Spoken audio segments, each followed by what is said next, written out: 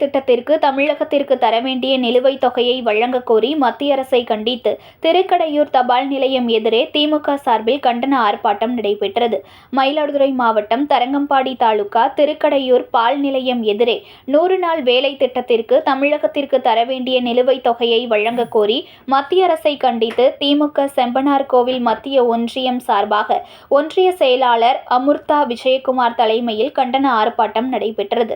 இதில் திமுக மயிலாடுதுறை மாவட்ட செயலாளரும் பூம்புகார் சட்டமன்ற உறுப்பினருமான நிவேதா முருகன் கலந்து கொண்டு கண்டன ஆர்ப்பாட்டத்தை துவங்கி வைத்தார்.